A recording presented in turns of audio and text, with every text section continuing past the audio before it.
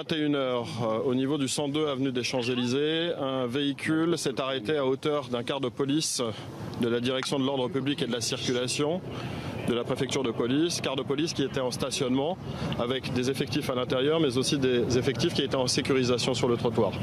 Immédiatement, un homme est sorti du véhicule et a ouvert le feu sur le véhicule de police en blessant mortellement un policier de la préfecture de police de Paris. L'homme a ensuite essayé de courir sur le trottoir en prenant pour cible les policiers. Il a réussi à en blesser 2, a priori très sérieusement. 2 policiers qui ont été blessés et d'autres policiers qui ont riposté en tuant l'assaillant. Le quartier, bien évidemment, a immédiatement été bouclé avec des forces d'intervention, des forces de secours dépêchées sur les lieux afin de sécuriser la zone.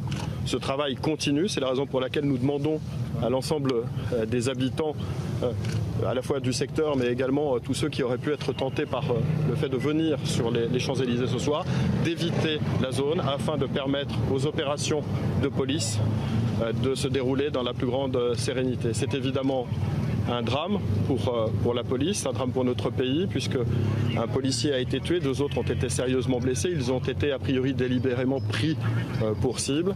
Le parquet antiterroriste s'est saisi de l'affaire et c'est donc désormais, en ce qui concerne l'enquête, le procureur de la République, François Molins, qui communiquera un certain nombre d'éléments.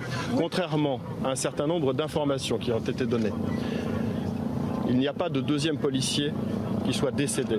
Il y a 2 policiers qui ont été sévèrement blessés, grièvement blessés, qui ont été immédiatement pris en charge par les secours et évacués vers des structures hospitalières. Quant à l'identification de l'agresseur, elle n'est pas pour l'instant établie de manière précise et claire et toutes les informations qui circulent ne sont pas encore des informations fiables et vérifiées. Il y a beaucoup de prudence à avoir. Nous n'en sommes qu'au début de l'enquête. Les investigations se poursuivent tandis que la sécurisation des lieux se poursuit également parce qu'on ne peut pas exclure qu'il y ait également un ou plusieurs complices qui aient pu participer d'une manière ou d'une autre à la commission des faits. A priori, dans cette commission des faits, selon la cinétique et les témoignages qui ont été recueillis, il n'y avait qu'un agresseur.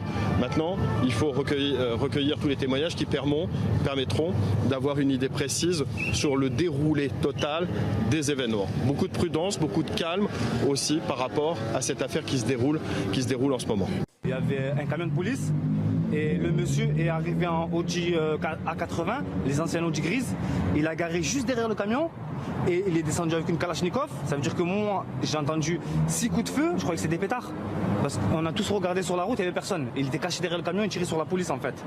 Vous avez vu, je crois qu'il a touché un policier. Ça veut dire que dès qu'il a touché le policier, il a ouvert la porte, il s'est écroulé je crois. Dès qu'on a vu ça, on est tous rentrés en courant dans le magasin à Flelou. On s'est caché et ils l'ont abattu. Moi je suis monté au 1er étage et on l'a vu, ils l'ont abattu. Il aurait pu nous viser à nous, sur le trottoir, tuer plus de personnes en une rafale, vous voyez.